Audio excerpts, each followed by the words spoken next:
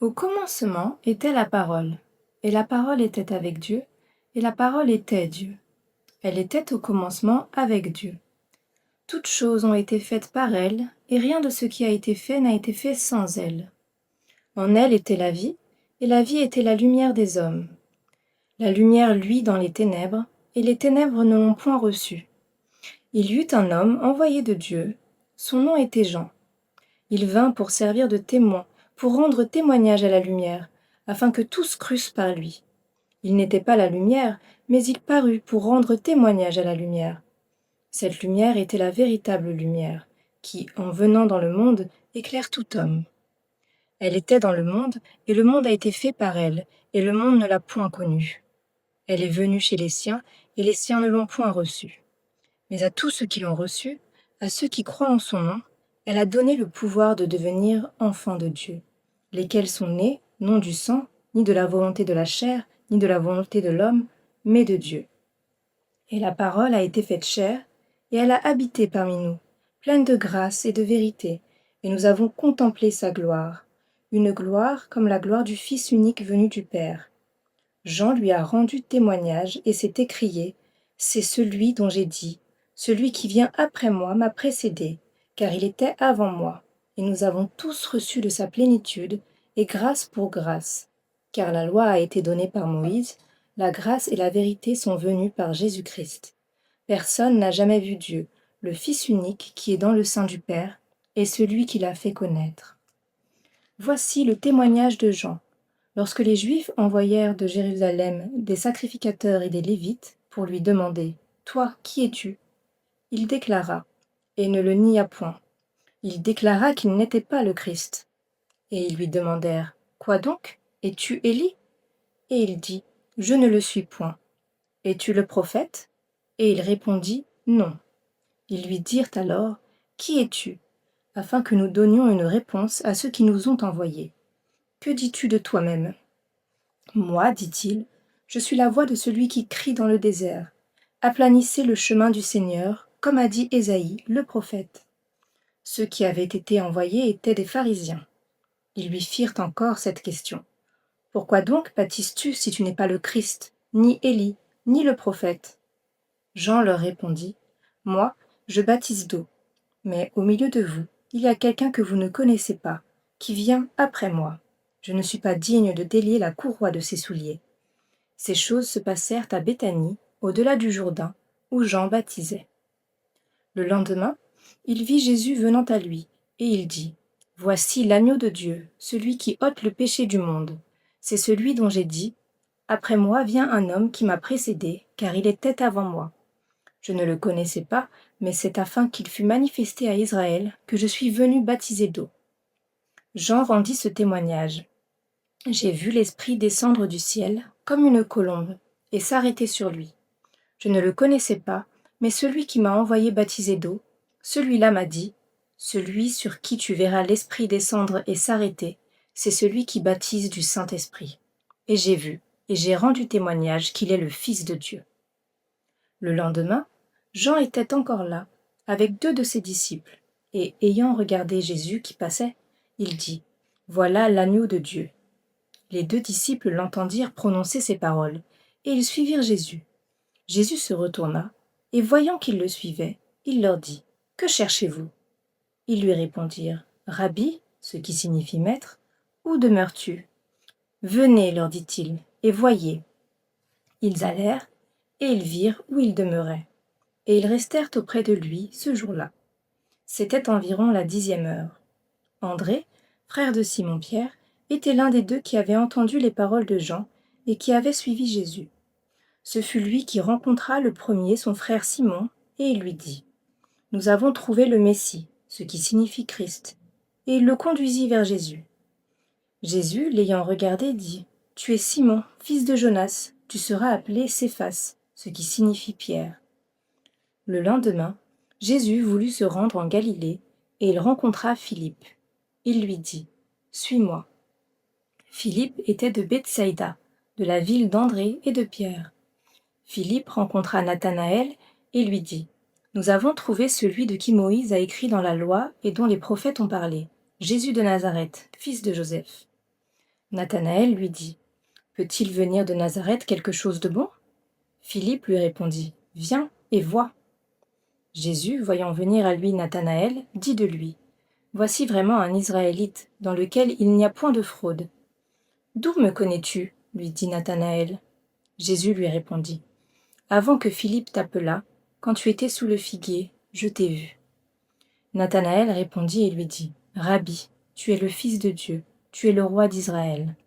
Jésus lui répondit, parce que je t'ai dit que je t'ai vu sous le figuier, tu crois. Tu verras de plus grandes choses que celles-ci. Et il lui dit, en vérité, vous verrez désormais le ciel ouvert et les anges de Dieu monter et descendre sur le Fils de l'homme. 3 jours après, il y eut des noces à Cana, en Galilée. La mère de Jésus était là, et Jésus fut aussi invité aux noces avec ses disciples. Le vin ayant manqué, la mère de Jésus lui dit, ils n'ont plus de vin. Jésus lui répondit, Femme, qu'y a-t-il entre moi et toi? Mon heure n'est pas encore venue. Sa mère dit au serviteur, faites ce qu'il vous dira. Or, il y avait là 6 vases de pierre, destinés aux purifications des Juifs, et contenant chacun 2 ou 3 mesures. Jésus leur dit, remplissez d'eau ces vases, et ils les remplirent jusqu'au bord. Puisez maintenant, leur dit-il, et portez-en à l'ordonnateur du repas. Et ils emportèrent. Quand l'ordonnateur du repas eut goûté l'eau changée en vin, ne sachant d'où venait ce vin, tandis que les serviteurs qui avaient puisé de l'eau le savaient bien, il appela l'époux, et il lui dit, tout homme sert d'abord le bon vin, puis le moins bon après qu'on s'est enivré. Toi, tu as gardé le bon vin jusqu'à présent. Tel fut à Cana, en Galilée, le premier des miracles que fit Jésus. Il manifesta sa gloire, et ses disciples crurent en lui.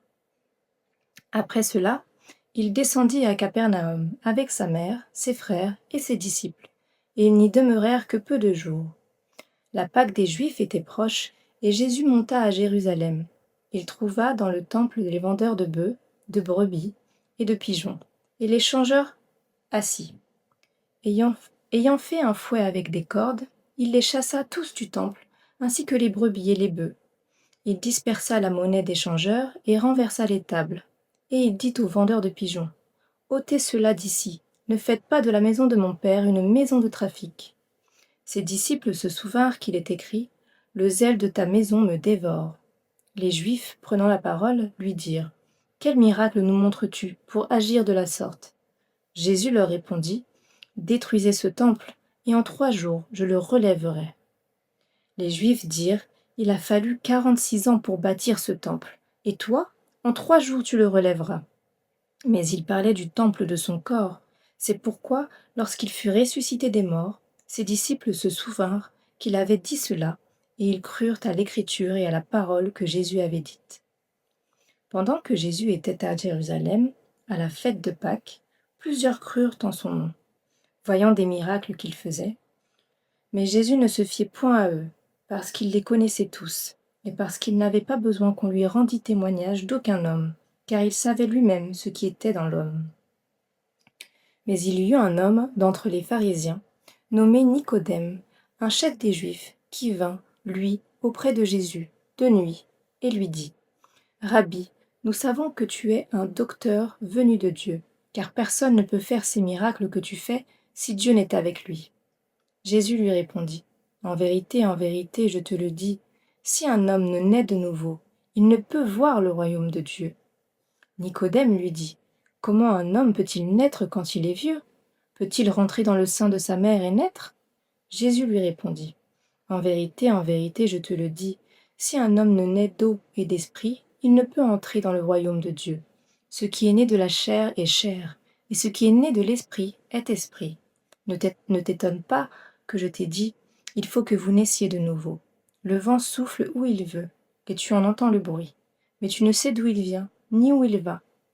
Il en est ainsi de tout homme qui est né de l'esprit. Nicodème lui dit, comment cela peut-il se faire? Jésus lui répondit, tu es le docteur d'Israël, et tu ne sais pas ces choses? En vérité, je te le dis, nous disons ce que nous savons, et nous rendons témoignage de ce que nous avons vu. Et vous ne recevez pas notre témoignage.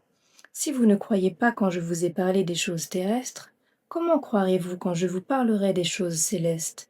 Personne n'est monté au ciel, si ce n'est celui qui est descendu du ciel, le Fils de l'homme qui est dans le ciel. Et comme Moïse éleva le serpent dans le désert, il faut de même que le Fils de l'homme soit élevé, afin que quiconque croit en lui ait la vie éternelle. Car Dieu a tant aimé le monde qu'il a donné son Fils unique, afin que quiconque croit en lui ne périsse point, mais qu'il ait la vie éternelle.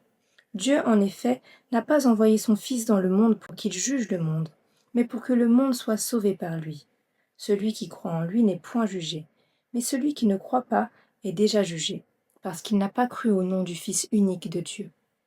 Et ce jugement, c'est que, la lumière étant venue dans le monde, les hommes ont préféré les ténèbres à la lumière, parce que leurs œuvres étaient mauvaises. Car quiconque fait le mal est la lumière, et ne vient point à la lumière, de peur que ses œuvres ne soient dévoilées. Mais celui qui agit selon la vérité vient à la lumière, afin que ses œuvres soient manifestées, parce qu'elles sont faites en Dieu. Après cela, Jésus, accompagné de ses disciples, se rendit dans la terre de Judée, et là il demeurait avec eux, et il baptisait. Jean aussi baptisait à Hénon, près de Salim, parce qu'il y avait là beaucoup d'eau, et on y venait pour être baptisé, car Jean n'avait pas encore été mis en prison. Or, il s'éleva de la part des disciples de Jean une dispute avec un juif touchant la purification. Ils vinrent trouver Jean et lui dirent: Rabbi, celui qui était avec toi au-delà du Jourdain, et à qui tu as rendu témoignage, voici, il baptise, et tous vont à lui. Jean répondit: Un homme ne peut recevoir que ce qui lui a été donné du ciel. Vous-même m'êtes témoin que j'ai dit: Je ne suis pas le Christ, mais j'ai été envoyé devant lui. Celui à qui appartient l'épouse, c'est l'époux. Mais l'ami de l'époux, qui se tient là et qui l'entend, éprouve une grande joie à cause de la voix de l'époux. Aussi cette joie qui est la mienne est parfaite. Il faut qu'il croisse et que je diminue. Celui qui vient d'en haut est au-dessus de tous. Celui qui est de la terre est de la terre, et il parle comme étant de la terre. Celui qui vient du ciel est au-dessus de tous. Il rend témoignage de ce qu'il a vu et entendu, et personne ne reçoit son témoignage. Celui qui a reçu son témoignage a certifié que Dieu est vrai, car celui que Dieu a envoyé dit les paroles de Dieu, parce que Dieu ne lui donne pas l'esprit avec mesure. Le Père aime le Fils, et il a remis toutes choses entre ses mains. Celui qui croit au Fils a la vie éternelle. Celui qui ne croit pas au Fils ne verra point la vie, mais la colère de Dieu demeure sur lui. Le Seigneur sut que les pharisiens avaient appris qu'il faisait et baptisait plus de disciples que Jean. Toutefois, Jésus ne baptisait pas lui-même, mais c'étaient ses disciples. Alors, il quitta la Judée et retourna en Galilée. Comme il fallait qu'il passât par la Samarie, il arriva dans une ville de Samarie, nommée Sichar, près du champ que Jacob avait donné à Joseph, son fils. Là se trouvait le puits de Jacob. Jésus, fatigué du voyage, était assis au bord du puits. C'était environ la 6e heure. Une femme de Samarie vint puiser de l'eau. Jésus lui dit: Donne-moi à boire, car ses disciples étaient allés à la ville pour acheter des vivres. La femme samaritaine lui dit: Comment toi, qui es juif, me demandes-tu à boire, à moi qui suis une femme samaritaine? Les Juifs, en effet, n'ont pas de relation avec les Samaritains. Jésus lui répondit: Si tu connaissais le don de Dieu, et qui est celui qui te dit: Donne-moi à boire, tu lui aurais toi-même demandé à boire, et il t'aurait donné de l'eau vive. Seigneur, lui dit la femme, tu n'as rien pour puiser, et le puits est profond. D'où aurais-tu donc cette eau vive? Es-tu plus grand que notre père Jacob, qui nous a donné ce puits, et qui en a bu lui-même, ainsi que ses fils et ses troupeaux? Jésus lui répondit: Quiconque boit de cette eau aura encore soif, mais celui qui boira de l'eau que je lui donnerai n'aura jamais soif. Et l'eau que je lui donnerai deviendra en lui une source d'eau qui jaillira jusque dans la vie éternelle. La femme lui dit: Seigneur, donne-moi cette eau, afin que je n'aie plus soif et que je ne vienne plus puiser ici. Va, lui dit Jésus, appelle ton mari et viens ici. La femme répondit: Je n'ai point de mari. Jésus lui dit: Tu as eu raison de dire: Je n'ai point de mari, car tu as eu 5 maris, et celui que tu as maintenant n'est pas ton mari. En cela tu as dit vrai. Seigneur, lui dit la femme, je vois que tu es prophète. Nos pères ont adoré sur cette montagne, et vous dites, vous, que le lieu où il faut adorer est à Jérusalem. Femme, lui dit Jésus, crois-moi, l'heure vient où ce ne sera ni sur cette montagne, ni à Jérusalem, que vous adorerez le Père. Vous adorez ce que vous ne connaissez pas. Nous adorons ce que nous connaissons, car le salut vient des Juifs. Mais l'heure vient, et elle est déjà venue, où les vrais adorateurs adoreront le Père en esprit et en vérité, car ce sont là les adorateurs que le Père demande. Dieu est esprit, et il faut que ceux qui l'adorent l'adorent en esprit et en vérité. La femme lui dit, je sais que le Messie doit venir, celui qu'on appelle Christ. Quand il sera venu, il nous annoncera toutes choses. Jésus lui dit, je le suis, moi qui te parle. Là-dessus arrivèrent ses disciples, qui furent étonnés de ce qu'il parlait avec une femme. Toutefois, aucun ne dit, que demandes-tu? Ou, de quoi parles-tu avec elle? Alors la femme ayant laissé sa cruche s'en alla dans la ville, et dit aux gens, venez voir un homme qui m'a dit tout ce que j'ai fait. Ne serait-ce point le Christ? Ils sortirent de la ville, et ils vinrent vers lui. Pendant ce temps, les disciples le pressaient de manger, disant, Rabbi, mange. Mais il leur dit, j'ai à manger une nourriture que vous ne connaissez pas. Les disciples se disaient donc les uns aux autres, quelqu'un lui aurait-il apporté à manger? Jésus leur dit, ma nourriture est de faire la volonté de celui qui m'a envoyé, et d'accomplir son œuvre. Ne dites-vous pas qu'il y a encore 4 mois jusqu'à la moisson? Voici, je vous le dis, levez les yeux et regardez les champs qui déjà blanchissent pour la moisson. Celui qui moissonne reçoit un salaire et amasse des fruits pour la vie éternelle, afin que celui qui sème et celui qui moissonne se réjouissent ensemble. Car en ceci, ce qu'on dit est vrai. Autre est celui qui sème et autre celui qui moissonne. Je vous ai envoyé moissonner ce que vous n'avez pas travaillé. D'autres ont travaillé, et vous êtes entrés dans leur travail. Plusieurs Samaritains de cette ville crurent en Jésus à cause de cette déclaration formelle de la femme. Il m'a dit tout ce que j'ai fait. Aussi, quand les Samaritains vinrent le trouver, ils le prièrent de rester auprès d'eux. Et il resta là 2 jours. Un beaucoup plus grand nombre crurent à cause de sa parole. Et il disait à la femme, ce n'est plus à cause de ce que tu as dit que nous croyons, car nous l'avons entendu nous-mêmes, et nous savons qu'il est vraiment le Sauveur du monde. Après ces 2 jours, Jésus partit de là, pour se rendre en Galilée, car il avait déclaré lui-même qu'un prophète n'est pas honoré dans sa propre patrie. Lorsqu'il arriva en Galilée, il fut bien reçu des Galiléens, qui avaient vu tout ce qu'il avait fait à Jérusalem pendant la fête, car eux aussi étaient allés à la fête. Il retourna donc à Cana, en Galilée, où il avait changé l'eau en vin. Il y avait à Capernaum un officier du roi, dont le fils était malade. Ayant appris que Jésus était venu de Judée en Galilée, il alla vers lui, et le pria de descendre et de guérir son fils, qui était près de mourir. Jésus lui dit, « Si vous ne voyez des miracles et des prodiges, vous ne croyez point. » L'officier du roi lui dit, « Seigneur, descends avant que mon enfant meure. » « Va, lui dit Jésus, ton fils vit. » Et cet homme crut à la parole que Jésus lui avait dite, et il s'en alla.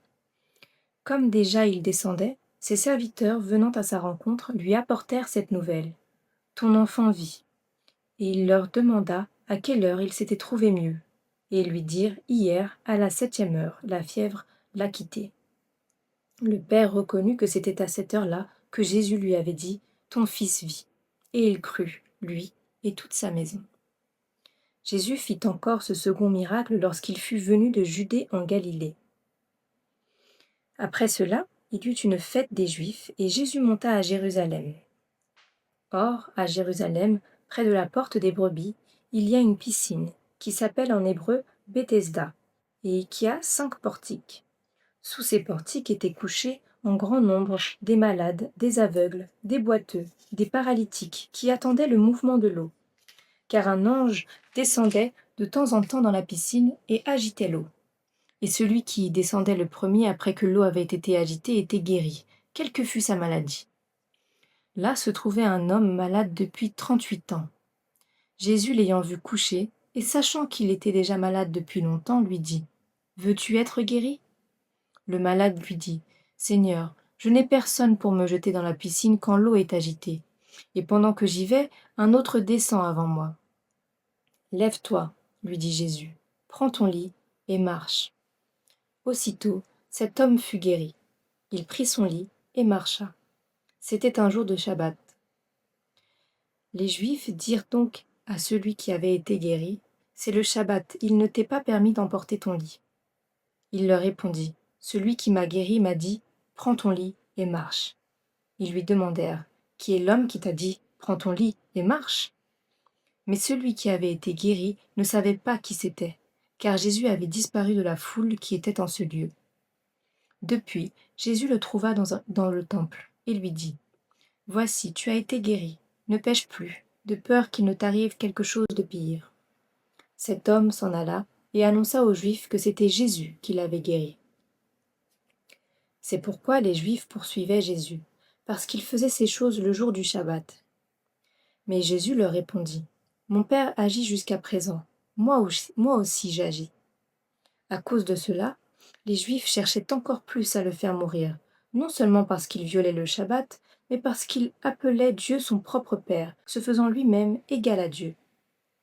Jésus reprit donc la parole et leur dit: En vérité, je vous le dis, le Fils ne peut rien faire de lui-même, il ne fait que ce qu'il voit faire au Père, et tout ce que le Père fait, le Fils aussi le fait pareillement.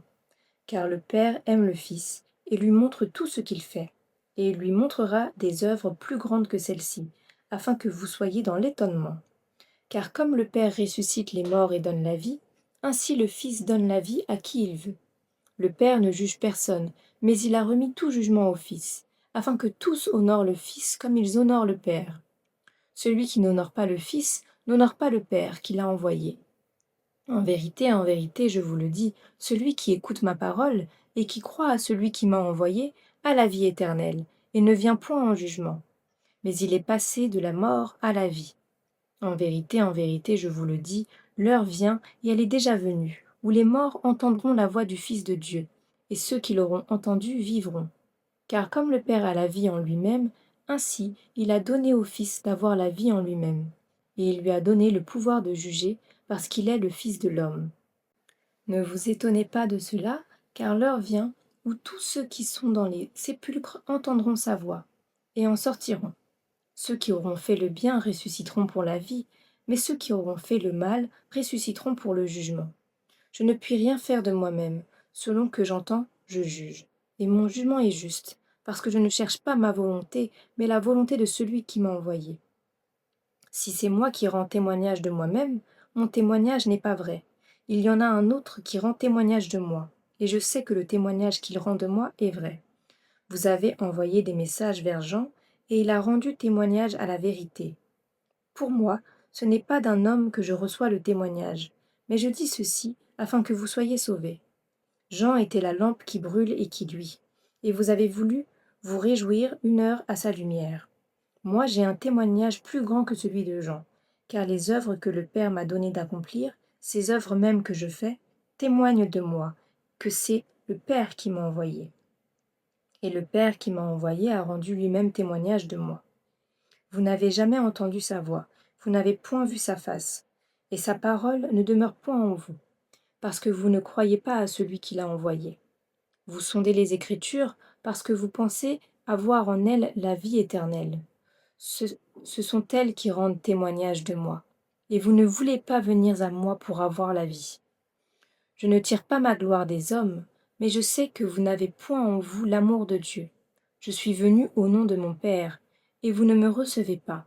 Si un autre vient en son propre nom, vous le recevrez. Comment pouvez-vous croire, vous qui tirez votre gloire les uns des autres, et qui ne cherchez point la gloire qui vient de Dieu seul? Ne pensez pas que moi je vous accuserai devant le Père. Celui qui vous accuse, c'est Moïse, en qui vous avez mis votre espérance. Car si vous croyiez Moïse, vous me croiriez aussi, parce qu'il a écrit de moi. Mais si vous ne croyez pas à ses écrits, comment croirez-vous à mes paroles? Après cela, Jésus s'en alla de l'autre côté de la mer de Galilée, de Tibériade. Une grande foule le suivait, parce qu'elle voyait les miracles qu'il opérait sur les malades. Jésus monta sur la montagne, et là il s'assit avec ses disciples. Or, la Pâque était proche, la fête des Juifs. Ayant levé les yeux et voyant qu'une grande foule venait à lui, Jésus dit à Philippe, « Où achèterons-nous des pains pour que ces gens aient à manger ?» Il disait cela pour l'éprouver, car il savait ce qu'il allait faire. Philippe lui répondit, « Les pains qu'on aurait pour 200 deniers ne suffiraient pas pour que chacun en reçût un peu. » Un de ses disciples, André, frère de Simon-Pierre, lui dit, « Il y a ici un jeune garçon qui a 5 pains d'orge et 2 poissons. Mais qu'est-ce que cela pour tant de gens ?» Jésus lui dit, « Faites-les asseoir. » Il y avait dans ce lieu beaucoup d'herbes. Ils s'assirent donc, au nombre d'environ 5000 hommes. Jésus prit les pains, rendit grâce, et les distribua à ceux qui étaient assis. Il leur donna de même des poissons, autant qu'ils en voulurent. Lorsqu'ils furent rassasiés, il dit à ses disciples, « Ramassez les morceaux qui restent, afin que rien ne se perde. » Ils les ramassèrent donc, et ils remplirent 12 paniers avec les morceaux qui restèrent des 5 pains d'orge, après que tous eurent mangé. Ces gens, ayant vu le miracle que Jésus avait fait, disaient, « Celui-ci est vraiment le prophète qui doit venir dans le monde. » Et Jésus, sachant qu'il allait venir l'enlever pour le faire roi, se retira de nouveau sur la montagne, lui seul. Quand le soir fut venu, ses disciples descendirent au bord de la mer. Étant montés dans une barque, ils traversaient la mer pour se rendre à Capernaum. Il faisait déjà nuit, et Jésus ne les avait pas encore rejoints. Il soufflait un grand vent, et la mer était agitée. Après avoir ramé environ 25 ou 30 stades, ils virent Jésus marchant sur la mer et s'approchant de la barque, et ils eurent peur. Mais Jésus leur dit, « C'est moi, n'ayez pas peur. » Ils voulaient donc le prendre dans la barque, et aussitôt la barque aborda au lieu où ils allaient. La foule qui était restée de l'autre côté de la mer avait remarqué qu'il ne se trouvait là qu'une seule barque, et que Jésus n'était pas monté dans cette barque avec ses disciples, mais qu'ils étaient partis seuls. Le lendemain, comme d'autres barques étaient arrivées de Tibériade, près du lieu où ils avaient mangé le pain après que le Seigneur eut rendu grâce, les gens de la foule, ayant vu que ni Jésus ni les disciples n'étaient là, montèrent eux-mêmes dans ces barques et allèrent à Capernaum à la recherche de Jésus. Et l'ayant trouvé au-delà de la mer, ils lui dirent, « Rabbi, quand es-tu venu ici ?» Jésus leur répondit, « en vérité, je vous le dis, vous me cherchez non parce que vous avez vu des miracles, mais parce que vous avez mangé des pains et que vous avez été rassasiés. Travaillez non pour la nourriture qui périt, mais pour celle qui subsiste pour la vie éternelle, et que le Fils de l'homme vous donnera. Car c'est lui que le Père, que Dieu a marqué de son sceau. » Ils lui dirent, « Que devons-nous faire pour faire les œuvres de Dieu ?» Jésus leur répondit, « L'œuvre de Dieu, c'est que vous croyiez en celui qui l'a envoyé. » « Quel miracle fais-tu donc, lui dirent-ils, afin que nous le voyions et que nous croyions en toi? Que fais-tu? Nos pères ont mangé la manne dans le désert, selon ce qui est écrit, il leur donna le pain du ciel à manger. » Jésus leur dit, en vérité, je vous le dis, Moïse ne vous a pas donné le pain du ciel, mais mon Père vous donne le vrai pain du ciel, car le pain de Dieu, c'est celui qui descend du ciel et qui donne la vie au monde. Ils lui dirent, Seigneur, donne-nous toujours ce pain. Jésus leur dit, Je suis le pain de vie.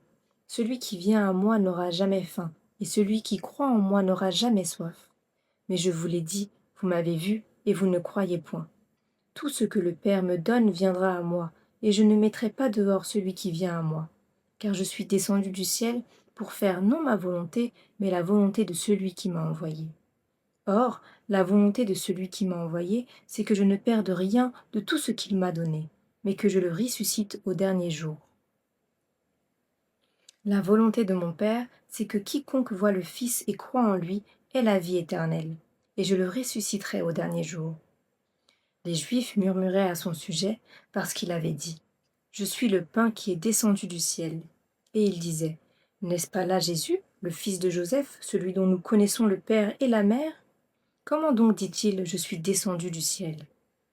Jésus leur répondit, « Ne murmurez pas entre vous.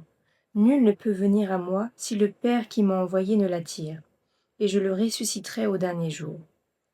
Il est écrit dans les prophètes, ils seront tous enseignés de Dieu.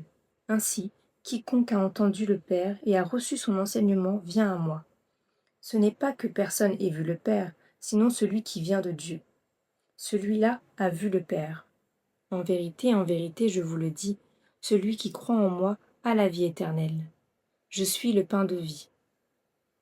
Vos pères ont mangé la manne dans le désert, et ils sont morts. C'est ici le pain qui descend du ciel, afin que celui qui en mange ne meure point. Je suis le pain vivant qui est descendu du ciel.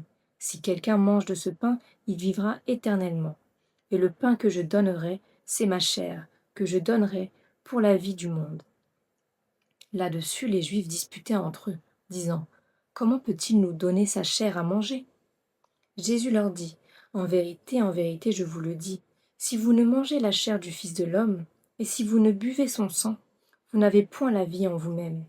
Celui qui mange ma chair et qui boit mon sang a la vie éternelle, et je le ressusciterai au dernier jour.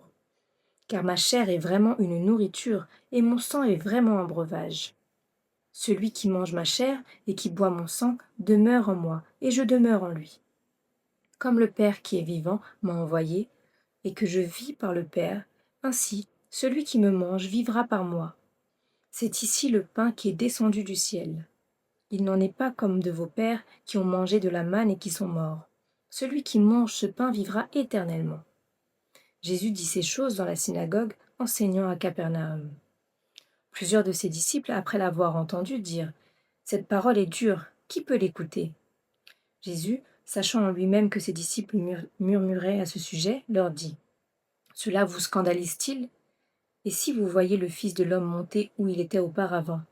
C'est l'Esprit qui vivifie, la chair ne sert de rien. Les paroles que je vous ai dites sont esprit et vie. Mais il en est parmi vous quelques-uns qui ne croient point. Car Jésus savait dès le commencement qui étaient ceux qui ne croiraient point, et qui était celui qui le livrerait. Et il ajouta : C'est pourquoi je vous ai dit que nul ne peut venir à moi si cela ne lui a été donné par le Père. Dès ce moment, plusieurs de ses disciples se retirèrent, et ils n'allaient plus avec lui. Jésus donc dit aux 12 : Et vous, ne voulez-vous pas aussi vous en aller ? Simon-Pierre lui répondit : Seigneur, à qui irions-nous ? Tu as les paroles de la vie éternelle, et nous avons cru et nous avons connu que tu es le Christ, le Saint de Dieu. Jésus leur répondit : N'est-ce pas moi qui vous ai choisis, vous, les 12 ? Et l'un de vous est un démon. Il parlait de Judas Iscariote, fils de Simon, car c'était lui qui devait lui livrer, l'un des 12. Après cela, Jésus parcourait la Galilée, car il ne voulait pas séjourner en Judée, parce que les Juifs cherchaient à le faire mourir. Or, la fête des Juifs, la fête des tabernacles, était proche. Et ses frères lui dirent : Pars d'ici et va en Judée, afin que tes disciples voient aussi les œuvres que tu fais. Personne n'agit en secret, lorsqu'il désire paraître. Si tu fais ces choses, montre-toi toi-même au monde. Car ses frères non plus ne croyaient pas en lui. Jésus leur dit : Mon temps n'est pas encore venu, mais votre temps est toujours prêt. Le monde ne peut vous haïr, moi il me hait, parce que je rends de lui le témoignage que ses œuvres sont mauvaises. Montez, vous, à cette fête. Pour moi, je n'y monte point, parce que mon temps n'est pas encore accompli. Après leur avoir dit cela, il resta en Galilée. Lorsque ses frères furent montés à la fête, il y monta aussi lui-même, non publiquement, mais comme en secret. Les Juifs le cherchaient pendant la fête et disaient : Où est-il ? Il y avait dans la foule grande rumeur à son sujet. Les uns disaient : C'est un homme de bien. D'autres disaient : Non, il égare la multitude. Personne, toutefois, ne parlait librement de lui, par crainte des Juifs. Vers le milieu de la fête, Jésus monta au temple, et il enseignait. Les Juifs s'étonnaient, disant : Comment connaît-il les Écritures, lui qui n'a point étudié ? Jésus leur répondit : Ma doctrine n'est pas de moi, mais de celui qui m'a envoyé. Si quelqu'un veut faire sa volonté, il connaîtra aussi ma doctrine est de Dieu. Ou si je parle de mon chef. Celui qui parle de son chef cherche sa propre gloire, mais celui qui cherche la gloire de celui qui l'a envoyé, celui-là est vrai, et il n'y a point d'injustice en lui. Moïse ne vous a-t-il pas donné la loi ? Et nul de vous n'observe la loi. Pourquoi cherchez-vous à me faire mourir ? La foule répondit : Tu as un démon. Qui est-ce qui cherche à te faire mourir ?» Jésus leur répondit, « J'ai fait une œuvre, et vous en êtes tous étonnés. Moïse vous a donné la circoncision, non qu'elle vienne de Moïse, car elle vient des patriarches, et vous circoncisez un homme le jour du Shabbat. Si un homme reçoit la circoncision le jour du Shabbat, afin que la loi de Moïse ne soit pas violée, pourquoi vous irritez-vous contre moi de ce que j'ai guéri un homme tout entier le jour du Shabbat? Ne jugez pas selon l'apparence, mais jugez selon la justice. » Quelques habitants de Jérusalem disaient, « N'est-ce pas là celui qu'ils cherchent à faire mourir ? Et voici, il parle librement, et ils ne lui disent rien. Est-ce que vraiment les chefs auraient reconnu qu'il est le Christ ? Cependant, celui-ci, nous savons d'où il est. Mais le Christ, quand il viendra, personne ne saura d'où il est. » Et Jésus, enseignant dans le temple, s'écria, « Vous me connaissez, et vous savez d'où je suis. Je ne suis pas venu de moi-même, mais celui qui m'a envoyé est vrai, et vous ne le connaissez pas. Moi je le connais, car je viens de lui, et c'est lui qui m'a envoyé. » Il cherchait donc à se saisir de lui, et personne ne mit la main sur lui, parce que son heure n'était pas encore venue. Plusieurs parmi la foule crurent en lui, et ils disaient, « Le Christ, quand il viendra, fera-t-il plus de miracles qu'en a fait celui-ci » Les pharisiens entendirent la foule murmurant de lui ces choses. Alors les principaux sacrificateurs et les pharisiens envoyèrent des huissiers pour le saisir. Jésus dit, « Je suis encore avec vous pour un peu de temps, puis je m'en vais vers celui qui m'a envoyé. Vous me chercherez, et vous ne me trouverez pas, et vous ne pouvez venir où je serai. » Sur quoi les Juifs dirent entre eux, « Où ira-t-il que nous ne le trouvions pas? Ira-t-il parmi ceux qui sont dispersés chez les Grecs, et enseignera-t-il les Grecs? Que signifie cette parole qu'il a dite, « Vous me chercherez, et vous ne me trouverez pas, et vous ne pouvez venir où je serai » Le dernier jour, le grand jour de la fête, Jésus, se tenant debout, s'écria, « Si quelqu'un a soif, qu'il vienne à moi, et qu'il boive. Celui qui croit en moi, des fleuves d'eau vive couleront de son sein, comme dit l'Écriture. » Il dit cela de l'Esprit que devaient recevoir ceux qui croiraient en lui. Car l'Esprit n'était pas encore, parce que Jésus n'avait pas encore été glorifié. Des gens de la foule ayant entendu ces paroles disaient, « Celui-ci est vraiment le prophète. » D'autres disaient, « C'est le Christ. » Et d'autres disaient, « Est-ce bien de la Galilée que doit venir le Christ ? L'Écriture ne dit-elle pas que c'est de la postérité de David et du village de Bethléem, où était David, que le Christ doit venir ? » Il y eut donc, à cause de lui, division parmi la foule. Quelques-uns d'entre eux voulaient le saisir, mais personne ne mit la main sur lui. Ainsi, les huissiers retournèrent vers les principaux sacrificateurs et les pharisiens. Et ceux-ci leur dirent, « Pourquoi ne l'avez-vous pas amené ?» Les huissiers répondirent, « Jamais homme n'a parlé comme cet homme. » Les pharisiens leur répliquèrent, « Est-ce que vous aussi vous avez été séduits ? Y a-t-il quelqu'un des chefs ou des pharisiens qui ait cru en lui ? Mais cette foule qui ne connaît pas la loi, ce sont des maudits. » Nicodème, qui était venu de nuit vers Jésus, et qui était l'un d'entre eux, leur dit, « Notre loi condamne-t-elle un homme avant que l'on entende et qu'on sache ce qu'il a fait ?» Ils lui répondirent, « Es-tu aussi galiléen ? Examine, et tu verras que de la Galilée il ne sort point de prophète. » Et chacun s'en retourna dans sa maison.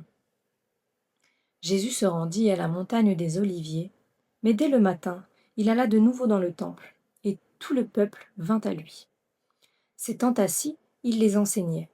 Alors les scribes et les pharisiens amenèrent une femme surprise en adultère, et la plaçant au milieu du peuple, ils dirent à Jésus, « Maître, cette femme a été surprise en flagrant délit d'adultère. Moïse, dans la loi, nous a ordonné de lapider de telles femmes. Toi donc, que dis-tu » Il disait cela pour l'éprouver, afin de pouvoir l'accuser. Mais Jésus, s'étant baissé, écrivait avec le doigt sur la terre. Comme il continuait à l'interroger, il se releva et leur dit, « Que celui de vous qui est sans péché jette le premier la pierre contre elle. » Et s'étant de nouveau baissé, il écrivait sur la terre. Quand ils entendirent cela, accusés par leur conscience, ils se retirèrent un à un, depuis les plus âgés jusqu'au dernier, et Jésus resta seul avec la femme qui était là au milieu. Alors, s'étant relevé, et ne voyant plus que la femme, Jésus lui dit, « Femme, où sont ceux qui t'accusaient ? Personne ne t'a-t-il condamné ?» Et elle répondit, Non, Seigneur. Et Jésus lui dit, je ne te condamne pas non plus. Va et ne pêche plus. Jésus leur parla de nouveau et dit, je suis la lumière du monde. Celui qui me suit ne marchera pas dans les ténèbres, mais il aura la lumière de la vie. Là-dessus, les pharisiens lui dirent, tu rends témoignage de toi-même, ton témoignage n'est pas vrai. Jésus leur répondit, quoique je rende témoignage de moi-même, mon témoignage est vrai, car je sais d'où je suis venu et où je vais, mais vous, vous ne savez d'où je viens ni où je vais. Vous jugez selon la chair, moi je ne juge personne. Et si je juge, mon jugement est vrai, car je ne suis pas seul, mais le Père qui m'a envoyé est avec moi. Il est écrit dans votre loi que le témoignage de deux hommes est vrai. Je rends témoignage de moi-même, et le Père qui m'a envoyé rend témoignage de moi. Ils lui dirent donc, où est ton Père? Jésus répondit, vous ne connaissez ni moi, ni mon Père. Si vous me connaissiez, vous connaîtriez aussi mon Père. Jésus dit ces paroles, enseignant dans le temple, au lieu où était le trésor, et personne ne le saisit, parce que son heure n'était pas encore venue. Jésus leur dit encore, je m'en vais, et vous me chercherez, et vous mourrez dans votre péché. Vous ne pouvez venir où je vais.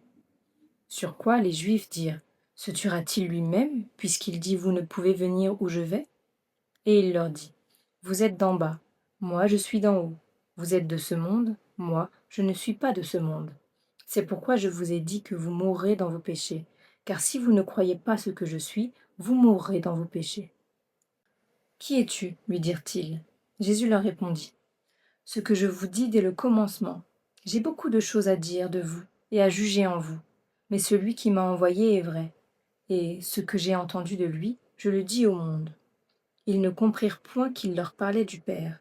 Jésus donc leur dit, quand vous aurez élevé le Fils de l'homme, alors vous connaîtrez ce que je suis, et que je ne fais rien de moi-même, mais que je parle selon ce que le Père m'a enseigné. Celui qui m'a envoyé est avec moi. Il ne m'a pas laissé seul, parce que je fais toujours ce qui lui est agréable. Comme Jésus parlait, ainsi plusieurs crurent en lui. Et il dit aux Juifs qui avaient cru en lui, si vous demeurez dans ma parole, vous êtes vraiment mes disciples. Vous connaîtrez la vérité, et la vérité vous affranchira. Ils lui répondirent, nous sommes la postérité d'Abraham, et nous ne fûmes jamais esclaves de personne. Comment dis-tu, vous deviendrez libres? En vérité, je vous le dis, leur répliqua Jésus, quiconque se livre au péché est esclave du péché. Or, l'esclave ne demeure pas toujours dans la maison. Le Fils y demeure toujours. Si donc le Fils vous affranchit, vous serez réellement libre. Je sais que vous êtes la postérité d'Abraham, mais vous cherchez à me faire mourir, parce que ma parole ne pénètre pas en vous. Je dis ce que j'ai vu chez mon Père, et vous, vous faites ce que vous avez entendu de la part de votre Père. Ils lui répondirent, notre Père, c'est Abraham. Jésus leur dit, si vous étiez enfants d'Abraham, vous feriez les œuvres d'Abraham. Mais maintenant vous cherchez à me faire mourir, moi qui vous ai dit la vérité que j'ai entendue de Dieu. Cela, Abraham ne l'a point fait. Vous faites les œuvres de votre Père.